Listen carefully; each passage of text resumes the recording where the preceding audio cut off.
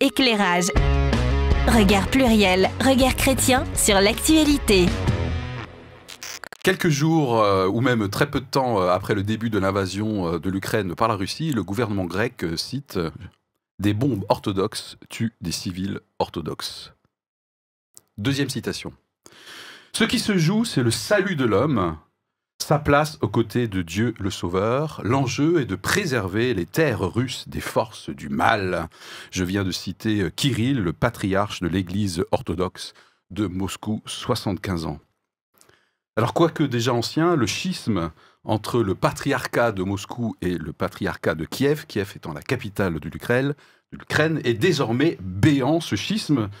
Alors ça, en revanche, je pense que c'était la partie la plus simple à comprendre pour le sujet du jour, parce que peut-être éventuellement on peut y voir indéfense de souveraineté de part et d'autre.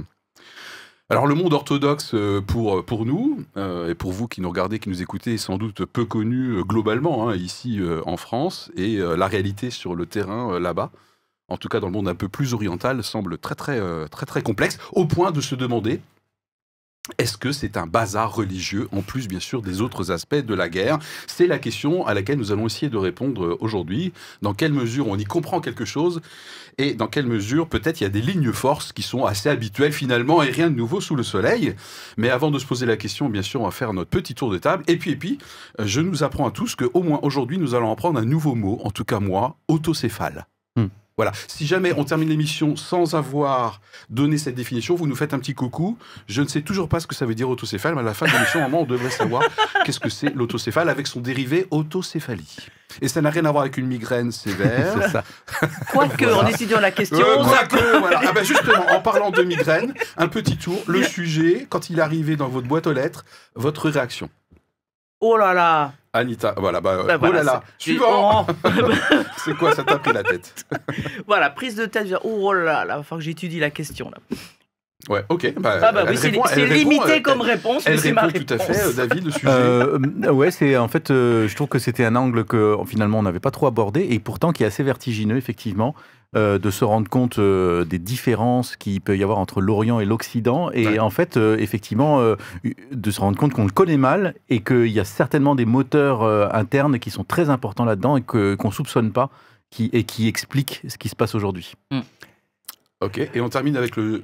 Oui. Et le petit nouveau, petit nouveau, voyons. Le Joker, mais pas le Joker, le méchant dans le film. Le gentil, c'est le gentil. C'est le gentil voilà. Joker. C'est ça.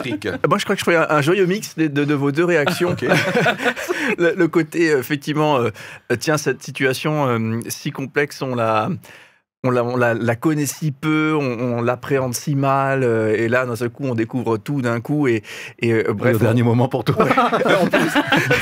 Enfin bref, cette sensation de la partie émergée de l'iceberg, donc que tu disais un petit peu, David, et en même temps, effectivement, ce côté migraine, pour le coup, la vache, un sujet, je ne savais pas si j'avais tellement envie de le traiter. Qu'est-ce que c'est joliment dit. Bon, alors moi qui ai pondu quand même le sujet, c'est après un accouchement un petit peu difficile, je me suis dit, wow, c'est un sujet qui va me prendre la tête, mais quand même j'étais très content de l'angle trouvé, puisque l'angle, c'est pas, est-ce une guerre de religion, c'est pas la question qu'on se pose aujourd'hui, dans quelle mesure est-ce un bazar religieux, en tout cas pour nous, avec nos yeux d'occidentaux. Donc voilà, donc finalement le sujet sur le papier me plaît bien. Après, dans la préparation, c'était un petit peu chaud quand même. C'est ça qui est intéressant. Et peut-être c'est ce qui rend la chose intéressante. Juste avant les faits et contextes qui seront abordés aujourd'hui par David, voilà, je suis un petit peu perdu, parce qu'il y a eu quelques mouvements ressources humaines dans les dernières heures.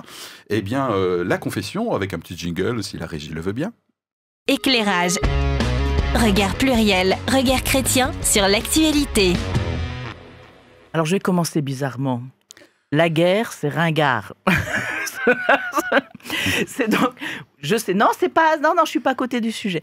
Donc c'est par cette déclaration naïve, d'accord, mais qui m'obsède depuis le début des conflits entre la Russie et l'Ukraine, que commence donc ma confession. Bien sûr, je sais qu'en utilisant ce terme de ringard, je suis déjà moi-même ringardisé. Tant pis. Quelle que soit la manière de le dire, la guerre sur le territoire européen, même si la Russie n'a que 25% de son territoire en Europe pour du vrai, me rappelle des vieilles histoires. les siècles passés, les luttes pour gagner une couronne, ouvrir de nouveaux chemins commerciaux ou disposer de nouvelles terres. Et voilà que par-dessus le marché, on nous rajoute un peu de guerre de religion. Waouh, j'ai l'impression d'être plusieurs siècles en arrière. Je me suis donc plongé dans le sujet. Vous aurez bien compris, chers amis, qu'il a fallu travailler la question. D'abord, comprendre donc le fonctionnement de l'Église orthodoxe.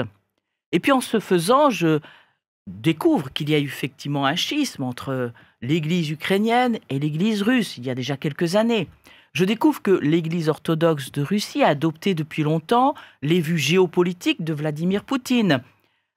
Dans un premier temps, je vais vous faire ma vraie confession, je suis un peu jugeante. Mais pourquoi le patriarche Kirill, à la tête de l'Église orthodoxe russe, prend-il le parti de Vladimir Poutine? C'est quoi cette histoire? Le rôle des responsables d'Église n'est-il pas d'inviter les êtres humains à rechercher la paix? Et puis en quoi est-ce gênant que l'Église d'Ukraine ait pris son autonomie? Après tout, ça fait partie du fonctionnement de l'Église orthodoxe. Et puis, en considérant l'histoire de l'Église dans son universel, général, je suis un peu dans l'obligation de constater que, par exemple, le mouvement évangélique dont je fais partie... Non, est lui-même issu de quelques schismes avec les branches protestantes, qui elles-mêmes sont issues de quelques schismes avec l'Église mère catholique. Alors, je commence à la jouer un tout petit peu plus modeste. Voilà.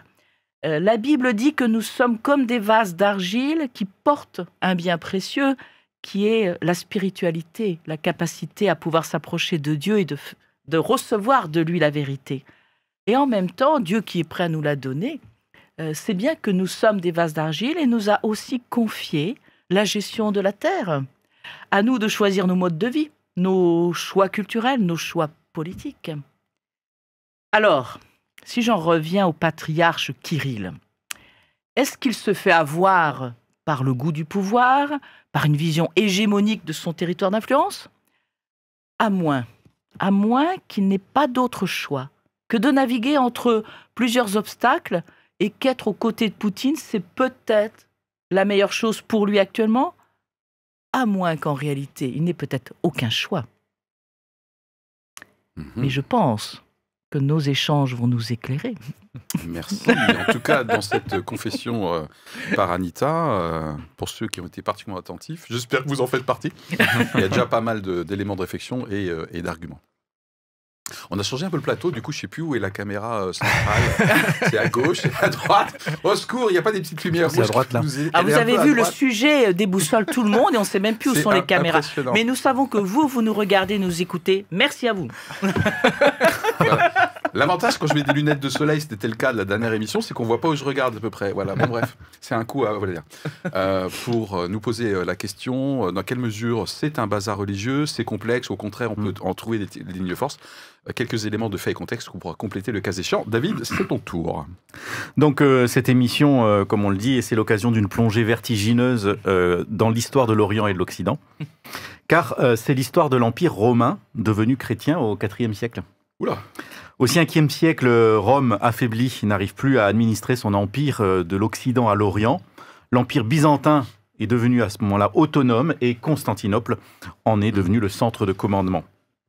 La chute de Rome en 446, par les invasions barbares, marque cette lente décadence de l'Empire romain d'Occident. Et au XIe siècle, donc, la séparation entre l'Église catholique latine d'Occident, de Rome, et l'Église orthodoxe grecque d'Orient, byzantin, de Constantinople, est marquée par ce schisme de 1054.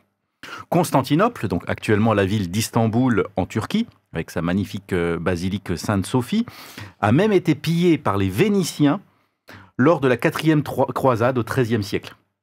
Ils devaient aller normalement en Orient, mais ils ont fait un mauvais détour. Voilà. Donc ça a bien tendu les relations. Et en 1453, la chute de Constantinople, ce dernier bastion de l'Empire romain d'Orient qui est tombé sous les coups de l'Empire romain ottoman. Les Vénitiens se décidant trop tard à leur venir en aide. Ils auraient pu, ça s'est joué à pas grand-chose. Donc l'Église orthodoxe a un fonctionnement éclaté, avec de grandes églises, des patriarcats, donc autocéphale, c'est-à-dire avec un grand pouvoir de décision autonome. Wow, ça y est, on a notre définition. Et c'est venu à la 10e minute. What Et donc, le patriarcat de Constantinople est égal aux autres patriarcats, il y en a une dizaine dans le monde, est égal aux autres, mais avec un statut moral spécial, ce qu'on appelle le primes inter pares, qui garde donc une certaine autorité sans avoir aucun pouvoir de décision. Venons-en à l'Ukraine et à la Russie. Donc, en 2019, le patriarcat de Constantinople, donc cette autorité un petit peu morale, a reconnu officiellement le nouveau patriarcat d'Ukraine, qui forme l'Église orthodoxe d'Ukraine, métropolite de Kiev et d'Ukraine, et désormais donc autocéphale, donc indépendante. Indépendante de qui ? Oui, bonne question. De l'Église orthodoxe ukrainienne qui est rattachée au patriarcat de Moscou et qui continue à exister, donc ils se font un peu la concurrence. Et je vous épargne donc le fait qu'il y a encore une autre église ukrainienne qui s'est rattachée donc à la première avant de revenir de faire marche arrière pour s'en défaire peu après. Et puis il y a les églises catholiques grecques, les églises catholiques ukrainiennes mais qui font la messe non pas en latin mais en slavon. On sent bien donc qu'on est à un endroit charnière entre l'Occident et l'Orient, entre le christianisme catholique et orthodoxe, entre la zone d'influence européenne et la zone d'influence russe.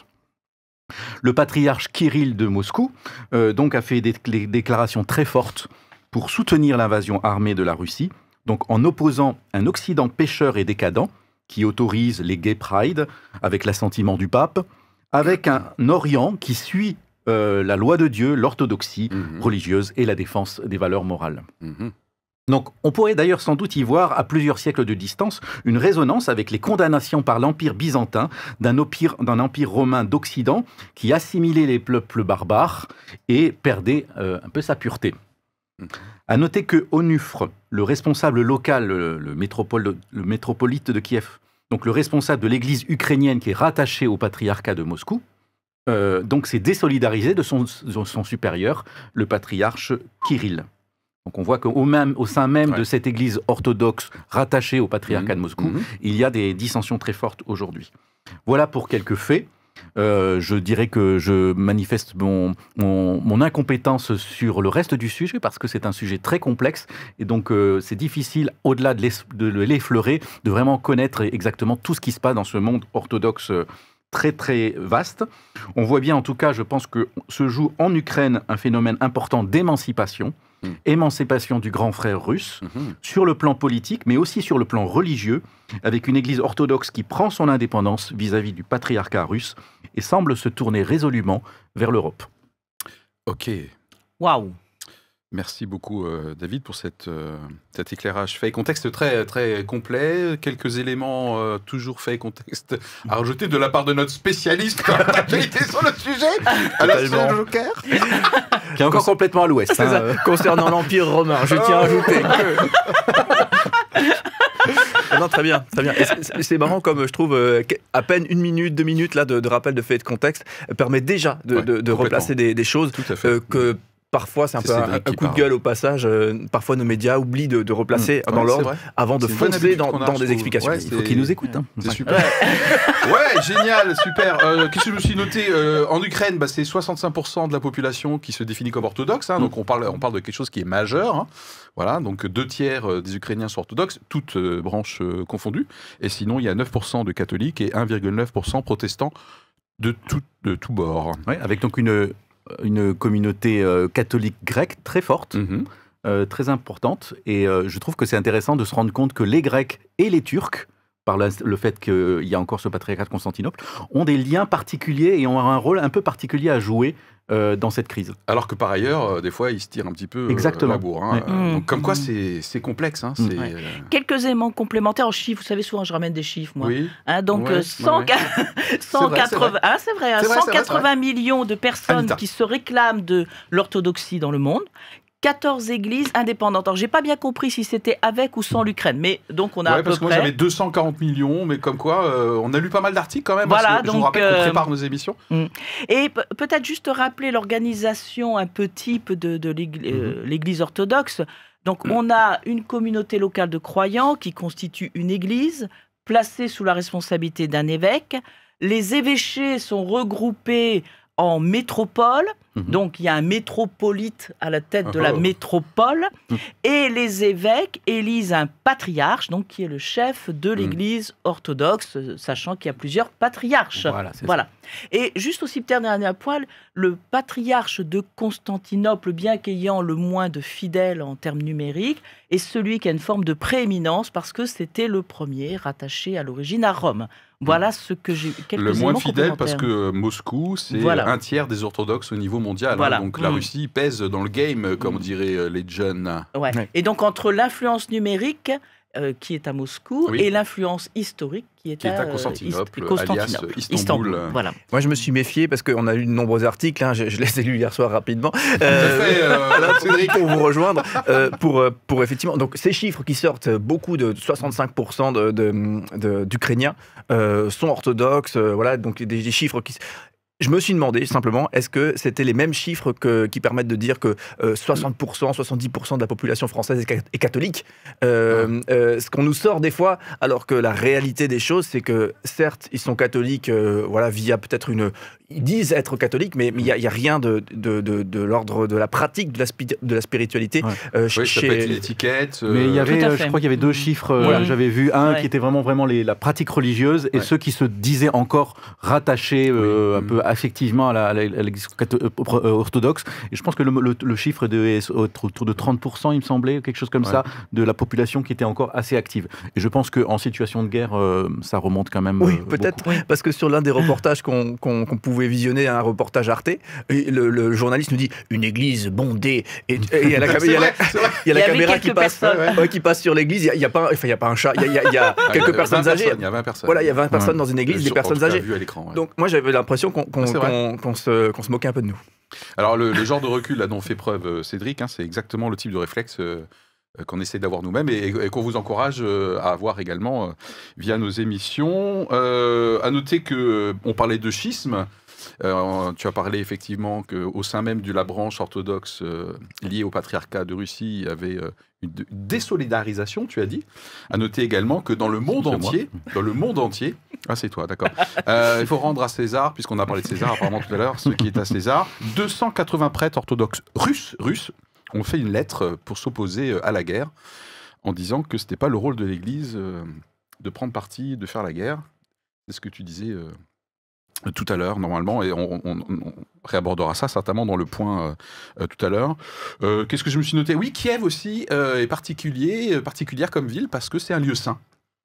Pour le monde orthodoxe. Alors, j'ai pas trop compris, malgré ma préparation, quelle était la nature qui donnait ce lieu saint, mais je crois que c'est un tombeau, il me semble. Il doit y avoir quelques reliques. Il doit y avoir quelque chose. En tout cas, Kiev est un lieu chargé de symboles très très important dans le monde orthodoxe, donc il y a aussi certainement dans le monde slave orthodoxe en tout cas. Voilà. Bon, écoutez, moi je pense qu'au niveau des faits et contextes, ça a l'air pas mal. Attends, moi je rajoute un fait. Moi je suis allée en Russie il y a quelques années. Tu vas me dire, ça n'a rien à voir avec notre sujet. Voilà, et j'ai beaucoup aimé, j'y retournerai très volontiers. Juste comme ça, j'aime bien dire ça au moment où plus personne n'a envie d'aller en Russie. Voilà, je sais. Non, mais justement, c'est pour ça que je le dis. Et j'avais quand même, au-delà de la blague, j'avais commencé à travailler cette question de la mystique, effectivement, orthodoxe, parce que j'étais impressionnée par ces magnifiques églises qui sont faites d'or, de couleurs. Vous savez, si vous n'avez jamais vu, pensez au château dans Walt Disney. Voilà. En fait, c'est du vrai en Russie. D'ailleurs, à Strasbourg, on a une église orthodoxe qui a été rénovée il y a quelques temps, qui est juste... c'est très beau. Quels que soient les goûts et les couleurs, c'est juste... ça claque, un truc de fou. Et en fait, ce que j'avais découvert à travers ça, c'est pour ça que je le ramène ce matin, c'est que en fait, c'est toute même la spiritualité qu'il y a symbolique dans les couleurs, dans le choix de l'or, dans le choix des vêtements, dans les icônes, où il y a eu effectivement une forme de spiritualité qui est peut-être différente de celle que nous connaissons, soit dans le milieu catholique, soit en termes d'évangélique. Tes mouvements de tête semblaient vouloir dire que tu veux rajouter quelque chose. C'est bien, tu décryptes bien, c'est excellent. Effectivement, pour terminer peut-être fait et contexte, et terminer peut-être mettre un peu d'eau dans notre vin, il faut savoir qu'on est à Strasbourg, cet enregistrement a lieu à Strasbourg, et à Strasbourg, il y a eu il y a quelques années l'inauguration l'inauguration de la fameuse nouvelle église orthodoxe russe qui est magnifique, qui a été construite, et j'imagine qu'il y a des subventions État ou région ou ville là-dedans, et à la bonne heure, très bien. Mais l'inauguration, l'invité, vous savez qui c'était? Eh bien, Mister Kirill, qu'on citait tout à l'heure, qui était présent à Strasbourg. Et je ne suis pas allé vérifier qui l'a reçu, etc. Mais je suis sûr qu'il a été reçu en grande pompe. Ouais. Et je suis certain aussi que, j'imagine que ses propos sur ces questions-là étaient sensiblement déjà les mêmes il y a quelques années. Donc voilà, pour finir de mettre un tout petit peu d'eau dans notre vin. Dans quelle mesure c'est un bazar religieux? La dimension religieuse, la composante religieuse du conflit Russie-Ukraine, rapide tour de table. Là, on va commencer par Cédric, peut-être. C'est un bazar? Un peu, beaucoup, pas du tout, finalement? Oui. Ok. Ouais. Oui. Moi, et surtout, personnellement, je trouve gros bazar dans le sens où t'as presque l'impression que c'est une occasion de se mettre sur le devant de la scène, encore une fois, de parler, de ramener le religieux au cœur de ce conflit qui fait beaucoup parler de lui. Et je trouve ça assez terrible d'avoir entendu vu des reportages où effectivement des prêtres, des évêques, des responsables religieux orthodoxes ramener l'idée de Dieu est avec nous pour combattre l'ennemi qui est la Russie, ou vice-versa dans l'autre sens. Et ça me... Effectivement, tu as utilisé le mot ringard. Ouais. C'est ringard. Et moi, franchement, j'ai trouvé ça mais tellement ringard et ça m'a choqué. D'accord, mais ce ringard, c'est pas forcément un bazar, du coup. Mais un ringard de l'ordre du bazar. Du bazar. Oula. Ok. Allez, David. Oui, je pense que c'est le bazar dans l'Église orthodoxe aujourd'hui, parce que justement, il y a, je pense, en fait, ce combat d'arrière-garde. J'ai l'impression qu'il, d'une certaine façon, est lancé et relancé par Vladimir Poutine, qui, d'une certaine façon, en fait une question, semble en faire. Je dis semble parce qu'on ne sait, moi, je pense pas grand-chose de Poutine de là où on est, mais semble en faire vraiment une question de principe, une question de combat idéologique. Bon, il faut savoir quand même que russe, ça veut dire blanc, donc il y a quand même aussi quelque chose, voilà, une vision nationaliste et idéologique et peut-être religieuse aussi sur ça. Et donc ça fait une émulation dans le monde orthodoxe, et peut-être, comme tu dis, c'est peut-être un combat d'arrière-garde, parce que si ça se trouve, ça ne touche plus beaucoup la population au quotidien, mais simplement, voilà, sous les ors et les dorures de l'Église orthodoxe, voilà, il y a des luttes de pouvoir qui semblent se faire, qui ont peut-être quand même réussi à déclencher une guerre quand même aujourd'hui. Donc c'est peut-être d'arrière-garde, mais finalement, il y a encore un pouvoir mobilisateur qui visiblement a eu un impact assez fort au plus haut sommet de l'État russe pour provoquer une invasion assez catastrophique, je pense, pour l'État russe et pour le patriarcat de Moscou à terme. Anita ? Oui, c'est quand même le bazar, parce que je me dis comment les orthodoxes, est-ce que ça leur suffit de se retrouver derrière l'une ou l'autre bannière? Point d'interrogation. Et aussi, là, au-delà de la question du bazar, ce qui m'a surpris quand même, c'est dire comment ça fait des décennies qu'en Russie, où l'ex-URSS a essayé de supprimer la religion, et tout d'un coup, elle réapparaît, enfin pas tout d'un coup, c'est faux, hein, elle est aux côtés du pouvoir russe, enfin... Waouh. C'est vrai. Il y a de quoi ne plus rien y comprendre, même si nous comprenons qu'en fait c'est bien les luttes de pouvoir et que en fait on fait comment on appelle ça, feu de tout bois, c'est-à-dire que si la religion peut être utile au pouvoir en place, eh bien utilisons-la. Ok, si la régie est prête, juste après que je parle, lancer un petit jingle que j'ai oublié, du coup.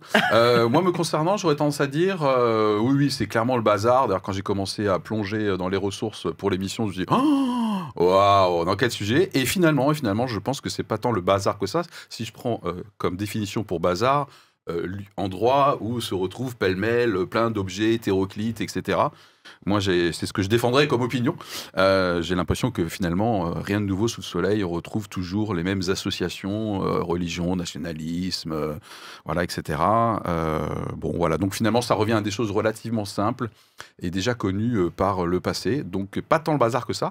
D'après mon opinion, jingle, s'il vous plaît. Merci. Éclairage. Regard pluriel, regard chrétien sur l'actualité. Allez, on commence quand même par quelques éléments de réflexion, comme quoi, Philippe, c'est quand même sacrément le bazar. Et après, on verra quelles sont les lignes forces éventuelles qui ne sont pas si surprenantes que ça, finalement. C'est le bazar. On a déjà posé pas mal d'éléments là-dessus. Moi, je dirais que c'est le bazar en particulier parce que tout s'entremêle. La nationalité, le territoire physique, la religion d'origine, l'histoire. Donc c'est quand même, désolé, je vais prendre un gros mot, mais multifactoriel, quoi. Il faut placer ce mot en général dans une émission, il paraît que ça fait bien. Voilà. Donc, multifactoriel, avec autocéphale, bon là on est déjà à un autre niveau. Non mais vraiment, c'est quand même multifactoriel et des visions, tout s'entremêle, quoi. Hein. C'est vraiment assez impressionnant. Donc oui, je pense qu'en partie, il y a vraiment un grand bazar et ton recul historique était très important. Je trouve pour nous remettre en ligne comme quoi, waouh, il y a des enjeux, des lignes de fracture diverses, des histoires très anciennes. Donc c'est multifactoriel et ça peut donner vraiment un sentiment de complexité et de bazar, quoi. De grande diversité, en tout cas. Voilà. Là aussi, ça peut être le bazar et de façon très préjudiciable. C'est que forcément, en Ukraine, on voit que les prêtres sont aux côtés, mais je dirais normal, de la population et de l'armée, et essayent de développer l'aide caritative, de préparer à manger, de fournir des vêtements. Et ça, c'est tout à fait normal. Je veux dire, dans tout pays, tout chrétien va essayer de secourir. C'est à minima ce que nous pouvons faire, c'est essayer de secourir l'autre. Bon. Donc la dimension sociale, on va dire. Voilà, la dimension sociale, corps avec la société. Voilà, humanitaire, et d'être aux côtés de ceux qui combattent, parce que c'est normal aussi. Et c'est en ça que ça peut faire bazar, parce que ça peut aussi cacher ce côté qui est généreux, qui est normal et qui est engagé dans le sens je suis avec toi là où tu es en peine. Donc tu veux dire qu'en fait, en gros, je peux très bien, moi, être une autorité religieuse orthodoxe en Ukraine qui est plutôt d'habitude, moi j'aime bien le patriarcat de Russie, mais je vis quand même en Ukraine, mes fidèles sont ukrainiens, et moi je vois que là la maison à côté elle a été explosée, donc du coup, bon, voilà. Du coup il y a peut-être un schisme aussi intérieur chez la personne, en disant ben voilà, je suis tiraillé entre ce que je pensais jusqu'à maintenant, ce que je vois à ma réalité. Voilà. Et le donc, métropolite là, Onufre, je pense que lui, il est vraiment dans un cas de conscience terrible, parce qu'il est encore rattaché. Il est encore rattaché à l'église, au patriarcat de Moscou.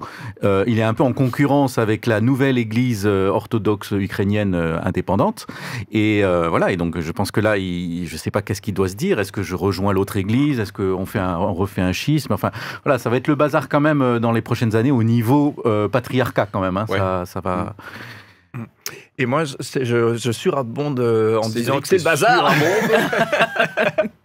Et je me dis que quelle est encore l'image qui est construite de la vie chrétienne, où la vie chrétienne vient dire oui, allons nous battre, oui, et encore, vous voyez, on rajoute effectivement encore une fois ce champ lexical des guerres de religion, hein, finalement. Oui, guerre sainte, hein, j'ai commencé mon lancement par ça, d'ailleurs, pas des citations.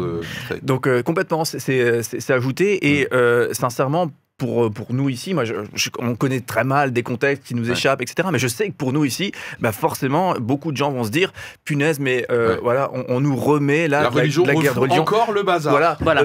Preuve par que la religion égale, on nous met le bazar, on nous monte les uns contre les autres. Ça serait vachement mieux s'il n'y avait pas de religion sur Terre, quoi. Exactement. Et moi, et ça me fatigue. Et j'imagine que ces responsables religieux sont pris dans des rouages politiques et tout ça, et que finalement leurs postures sont bien au-delà d'une dimension de foi et de spiritualité, et que c'est des hommes politiques, les bonhommes en fait. Mais quand même, moi, ça me fout la rage. Un petit peu de savoir que ces mecs, ils continuent de faire vivre cette idée que la religion égale, ça met le bazar, c'est un truc archaïque qui justifie d'aller faire la guerre. À propos de la rage de Cédric, il y a un gros travail sur la couleur à l'écran, parce que vous ne le voyez pas, mais il est tout rouge ici sur le plateau. C'était très dur à rattraper, mais ça a été Bravo à la colorimétrie, chapeau, hein, franchement. On met un gros bleu à côté, et c'est bien. Ouais, enfin, moi je pense quand même qu'on voit qu'en Ukraine en tout cas, puisque c'est quand même un peu maintenant le centre là névralgique d'une lutte, c'est le bazar, ça depuis quelques années, depuis plusieurs années, c'est le bazar avec ces protubérances d'églises qui naissent, qui se rattachent, qui se détachent. On sent bien que voilà, ils sont très tourmentés. Je pense que c'est le bazar aussi en Russie. mais on le voit pas parce que forcément il y a une chape de plomb médiatique, mais ça a l'air d'être le bazar entre vraiment un patriarcat et ce Kirill qui a l'air extrêmement fondamentaliste, on va dire, Oui, radical. Je ne sais pas quelle oreille Vladimir Poutine a pour cet homme. On a l'impression quand même qu'ils ont la même vue et vraiment une sorte, effectivement, une vue sainte de leur combat. Donc voilà, ça met le bazar et je pense que ça doit secouer tout le monde orthodoxe parce que tout le monde orthodoxe doit se sentir un petit peu solidaire, enfin pas solidaire, mais particulièrement concerné par ce que dit ce patriarche. Et donc nous, du point de vue du monde, on va dire catholique, romain, enfin bon, on n'est pas catholique romain tous, mais en tout cas... on sent bien qu'on est dans un autre monde. Okay. Ça va peut-être mettre le bazar aussi parce que ça interroge aussi, je pense, tous les croyants sur savoir quel est le niveau de radicalité qu'il faut pour défendre ses valeurs. Et là, finalement, c'est un combat fratricide, alors que d'autres craintes peuvent exister par rapport au fondamentalisme musulman et tout ça. Et donc, on a l'impression, enfin, je pense qu'il y a peut-être certains chrétiens qui se disent, mais c'est quand même terrible d'avoir des luttes fratricides comme ça, alors que la menace est peut-être ailleurs. Voilà, c'est peut-être d'autres réflexions qui existe. Enfin, c'est le bazar et je pense que ça va s'éclaircir, je pense, quand même à un moment donné, quoi. Okay. Je ne sais pas de quelle façon. Sur le côté bazar avant qu'on voit des lignes forces. Pour moi, c'est le bazar parce qu'on est en train de perdre le message essentiel de l'Évangile, qui est quand même de tourner les regards vers Dieu et de pouvoir personnellement s'engager par rapport à Dieu. Et à partir du moment où on fait de sa foi quelque chose qui rentre dans l'organisation d'État, on est pris dans un piège. C'est en fonction de ce que le groupe, la communauté décide que se vit ma foi. Or, je crois que la foi est avant tout une démarche individuelle, personnelle avec Dieu, même si effectivement elle nous mène à vivre en communauté. Et il y a bien la notion d'église dans le Nouveau Testament, mais ça me marque par rapport à Jésus qui, j'irais, quand il était sur terre, il était dans une période où le peuple d'Israël était occupé notamment par le peuple romain. Et comme dans l'Ancien Testament, il était annoncé le Messie sous deux angles, à la fois le roi serviteur et le roi glorieux et victorieux. Clairement, du temps d'Israël, enfin du temps où Jésus est venu sur terre, le peuple d'Israël s'attendait à voir le roi victorieux et glorieux. Ouais. Et or, Jésus s'est révélé sous le côté roi serviteur. Et je me demande si dans cette manière de gérer la crise actuellement, on n'est pas en train d'essayer de développer un roi glorieux et qu'on en oublie le roi serviteur avec lequel on doit rentrer en relation première. Ça ramène encore de la confusion par rapport au message fondamental, en tout cas biblique. On oublie quel est l'essence du message. En fait. Y a-t-il maintenant, deuxième partie, des lignes forces quand même, des choses qui ne sont pas nouvelles sous le soleil? Et finalement, derrière le bazar apparent, il y a quand même des choses qui existent depuis toujours, qu'on peut déplorer, qui ressurgissent à l'occasion de cette invasion d'Ukraine par la Russie. On l'a déjà dit, il y a le réflexe nationalisme, l'association religion-nationalisme. Et apparemment, Vladimir Poutine... par conviction personnelle, je n'en sais rien, ou par simple calcul stratégique politique, remet en selle effectivement la religion pour l'aider dans sa vision du monde. Donc ça, j'ai l'impression que c'est pas très nouveau. Voilà. Pas nouveau du tout même. Ouais, c'était un peu le motif de ma rage de tout à l'heure. Et je me suis posé la question en vous entendant parler, est-ce qu'il y a beaucoup de soldats ukrainiens? Parce que on entend quand même, il y a un écho fort qui dit qu'il y a une dynamique religieuse effectivement dans ce conflit, et c'est ce qu'on évoque depuis le début de cette émission. Mais est-ce qu'il y a beaucoup de soldats ukrainiens qui se disent « Allez, je prends mon fusil maintenant et je vais aller tuer du russe parce que je suis moi orthodoxe ukrainien et eux c'est des orthodoxes russes ». Est-ce que le motif religieux, il n'est pas très latent? Du côté des défenseurs, Oui. Et je pense que c'est comme si aujourd'hui on disait, un média étranger, un média brésilien, il y a un conflit entre l'Italie et entre l'Alsace et la France de l'intérieur, on va prendre ça, c'est formidable. Et le média brésilien vient et dit... Le Dom Alsace. Voilà, c'est ça, le Dom Alsace. Et il dit parce que c'est des protestants, il y a beaucoup de protestants en Alsace, et du coup, effectivement, ils veulent se rattacher à l'Allemagne. Nous, on percevrait directement que, non, les amis, certes, il y a beaucoup de protestants de ça, mais c'est une réalité qui est tout à fait latente. C'est pas ce qui va pousser des gens à prendre les armes et à les tirer sur le voisin qui lui se définirait comme catholique. Et donc, je me demande, défendent. En fait, j'ai du mal à percevoir dans quelle mesure, effectivement, c'est une réalité, ça, ou dans quelle mesure c'est un truc qu'on nous agite un petit peu comme ça. Et là, c'est là où j'ai tendance à dire il y a des lignes fortes. J'ai la sensation que souvent, on nous agite des choses qui vont après faire le buzz, rebondir dans les médias, c'est du symbole. Mais les Ukrainiens qui vont prendre les armes pour se défendre, et c'est pas rien, moi je me suis projeté un petit peu un instant avec mon fusil, avec ma famille et tout ça derrière. Je veux dire, c'est pas rien qu'on est en train de parler de vrais gens qui vont... Et d'autant que l'Ukraine nous ressemble.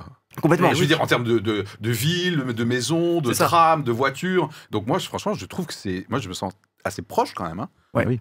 Et du coup, je sais pas s'il y a beaucoup d'Ukrainiens effectivement qui sont effectivement dans cette dynamique de c'est ma foi orthodoxe ukrainienne qui va me faire opposer à l'emprise de donc il y a un réflexe de défense, c'est ma terre, d'ailleurs on les voit bien, foutez le camp, rentrez chez vous, on n'a rien contre vous, mais si vous êtes là, on vous fout dehors, quoi, hein, en gros.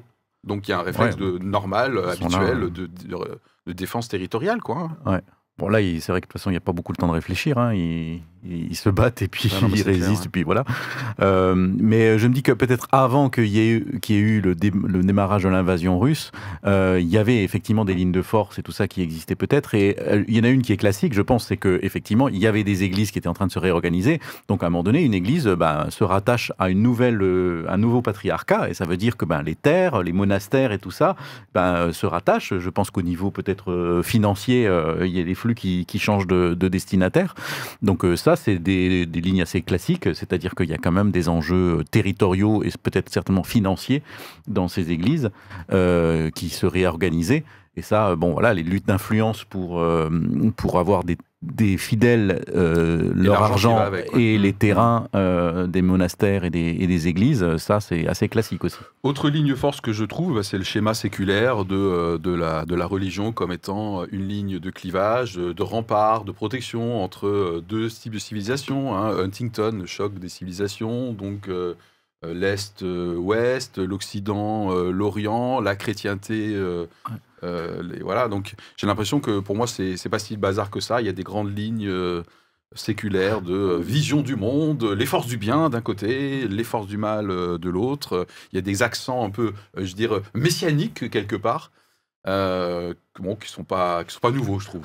Oui, et puis je pense que pour certains, c'est peut-être pas, entre guillemets, aller tuer l'orthodoxe russe, mais c'est d'être soutenu par le pope, par le prêtre, par l'Église. Je pense que ça peut, pour certains, jouer très fortement, dans le sens non pas de renforcer l'agressivité, mais d'être rassuré, voire consolé, d'être soutenu. Au moment de la guerre et de la crise, on a aussi besoin d'avoir la parole qui nous parle de Dieu, qui nous parle de la foi, qui nous parle de choses qui vont nous dépasser. Je pense que c'est utile. C'est pas pour rien que les aumôniers militaires sont tellement importants aussi. Alors, quelle que soit, je dirais, leur religion. Voilà, moi, je donne juste souvent l'exemple de mon père qui ne connaissait rien à Dieu, ne voulait rien entendre parler de Dieu, mais n'empêche que quand il parlait, de sa mort, de son enterrement, etc., de quoi il parlait, il parlait d'aumôniers militaires. C'est-à-dire qu'il avait un profond respect pour les aumôniers militaires en disant « ceux-là, ils sont avec nous ». Voilà. Donc ça parle aussi, je crois. Donc les besoins d'accompagnement de l'être humain, en période particulièrement extrêmement difficile, restent assez universel, en fait. Voilà, c'est ça. Et du coup, ça vient nous chercher. Et il y a peut-être quelque chose qui devient peut-être caricatural, mais ça répond peut-être aussi à un besoin de l'âme. Justement, c'est un peu à quelle mesure ça résonne en nous, alors, les chrétiens ici. Alors, moi j'avais envie de dire, là, il y a quelque chose de classique, c'est cette notion de lutte du bien et du mal. Mais pourtant, là, c'est quand même assez inédit. Enfin, inédit, je ne sais pas si c'est inédit, mais en tout cas, c'était insoupçonné. Moi, je ne le voyais pas, et je pense que ça le fait voir. C'est que là, c'est quand même une lutte du bien chrétien contre un autre mal chrétien.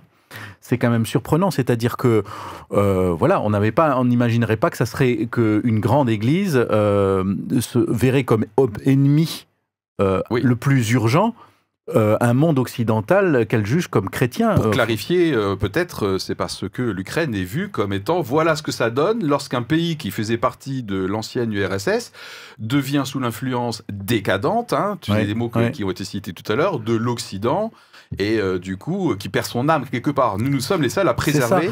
Et oui, et c'est impressionnant parce que à un moment donné, après la chute de l'URSS, du mur de Berlin et tout ça, il y a eu à un moment donné un mouvement comme ça d'un jeune Vladimir Poutine qui venait de prendre la succession de Boris Eltsine, d'essayer de rentrer dans le camp occidental, peut-être même de rejoindre l'OTAN. Voilà. Et puis, il y a eu, ça n'a pas marché, enfin ça s'est pas fait pour plein de raisons, certainement économiques, ceci, cela, mais il y a peut-être quand même des lignes de fond qui ont fait obstacle à ça. C'était vraiment cette sorte de vision de ce que c'est que la modernité occidentale et de quelle façon est-ce que la Russie se sentait prête à le rejoindre. Et en fait, la modernité occidentale qu'ils ont adoptée, c'est d'avoir des oligarques riches, très corrompus et très riches, qui utilisent tout le capitalisme, toutes les ficelles du capitalisme pour s'enrichir. Mais peut-être que fondamentalement, dans la vision du monde et des valeurs morales, eh ben, ils en étaient quand même très éloignés. Et cette ligne de fracture s'est peut-être creusée de façon invisible sans qu'on le voit. Et là, elle surgit avec un patriarche comme ça, complètement entre guillemets ringard, en tout cas de notre point de vue, je pense, pour dire des choses, mais qui peut-être parle beaucoup aux Russes aujourd'hui, dans cette hésitation à savoir dans quel monde ils veulent aller. Et donc ils vont même à plus se rapprocher d'un monde chinois qui a l'air quand même assez lointain que d'un monde occidental, voilà, qui est quand même. En tout cas, les deux semblent partager. C'est des lignes de fracture assez impressionnantes. Vis-à-vis de l'Occident. Mais comme dit, là on est en train de parler de choses, je pose des questions et en même temps je garde cette hypothèse de Cédric que si ça se trouve ce sont simplement des vieux chiffons qui sont agités, mais que finalement dans la population générale, les gens veulent le progrès. Cédric, on approche de la fin. Ouais, en mode, il n'y a rien de nouveau sous le soleil aussi. Il n'y a rien de nouveau sous le soleil, rien ne change. Moi, je suis choqué de voir à quel point encore il y a une sorte d'échiquier mondial avec des gens, les États-Unis qui sont bien sûr, ont leur part de responsabilité là-dedans, et tout le monde place ses pions, réfléchit, stratégie et tout ça. Et puis j'entends énormément dire, pourquoi je dis ça l'Ukraine, à la fin de la chute de l'URSS, a été bien identifiée comme zone qui ne pouvait pas rentrer dans l'OTAN, et c'est pour ça qu'aujourd'hui les Russes ils sont vénères, ils sont fâchés. Mais attendez les amis, c'était il y a 40 ans, maintenant le droit des peuples à disposer d'eux-mêmes et tout ça. Il faut arrêter de nous dire bah oui, c'est normal que les Ukrainiens ils puissent 30. Pas rentrer. Ouais, 30, pardon, je fais un mauvais calcul. Il faut arrêter de nous sortir des vieux trucs avec des gars qui ont fait un échiquier mondial et qui commencent à dire que c'est comme ça que ça doit être, et qui ont des stratégies de dingue et tout ça. Mais c'est quoi ça? Je veux dire, je crois que nous, on n'a plus envie de vivre comme ça. C'est ringard et ça ne nous intéresse pas. Pour terminer notre émission, peut-être. Et en même temps, quand on y réfléchit bien... non, on ne termine pas aujourd'hui. On termine pas aujourd'hui. Ce que je veux rajouter, c'est que nous sommes peut-être terriblement français et nous avons cet arrière-plan de la laïcité qui nous est rebâché depuis quelques décennies maintenant. Or, si on regarde bien, il est question de religion quasiment partout. Et que, en fait, la guerre des religions, ou la guerre peut-être entre le religieux et le non-religieux, existe bien. Qu'on le veuille ou non, quand on parle de l'islam, c'est de quoi en parlons-nous? Quand on parlait de Donald Trump et de l'influence du mouvement évangélique derrière lui, quand on parle de l'élection d'un président au Brésil qui a été faite soutenu par le mouvement évangélique, de quoi parlons-nous? On parle bien, en fait, de foi, de religion, qui est peut-être différente de la foi vécue par la personne.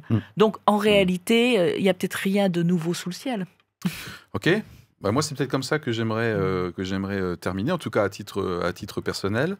C'est qu'à la fois, ça m'encourage vraiment à respecter la séparation de l'Église et de l'État. Oui. Voilà, dans mes propres propos, je veux dire, pas c'est un point de vue simplement conceptuel. Voilà. Et en même temps, je te rejoins complètement. Je pense qu'on n'a jamais fini, même si ça prend des formes dégueulasses et ringardes, on n'a jamais fini d'avoir ces enjeux spirituels, ces besoins fondamentaux de l'être humain de spiritualité. Et donc, ça sera toujours dans l'échiquier, que ça plaise ou non, la dimension religieuse, la foi, les besoins spirituels, même les enjeux spirituels derrière. Donc voilà, c'est comme ça que j'aimerais terminer. David, Cédric. Moi, je pense que ça m'encourage, cette émission m'a encouragé à creuser historiquement les racines de tout cela. Ouais, et effectivement, l'aspect idéologique religieux, il peut être anecdotique, mais il peut être aussi très profond. Et je pense que ça vaut le coup de garder toujours un œil là-dessus. Okay. Ouais, et Et on moi, termine pour la spiritualité, j'encouragerais à regarder à l'essentiel, à la proximité, à l'autre. Là où parfois on a tendance, on veut prendre des grandes postures, etc. Mais souvent c'est se placer en grand justicier, en détenteur de quelque chose qui a bien compris les choses et qui va bien l'expliquer à l'autre. Prenons exemple un peu sur plus sur le Christ, nous, premièrement, en nous exprimant, etc., et peut-être sur le terrain aussi, bien sûr, je crois que ça résoudrait énormément de choses aussi. Ok. Et je rappelle, pour terminer cette émission, nous avons tous appris, enfin en tout cas moi, un nouveau mot. Voilà. Autocéphale. Donc, Autocéphale. Voilà, et bien écoutez, c'est comme ça qu'on se quitte. À très bientôt pour une prochaine émission. Bye. Bye. Ciao. Tchuss.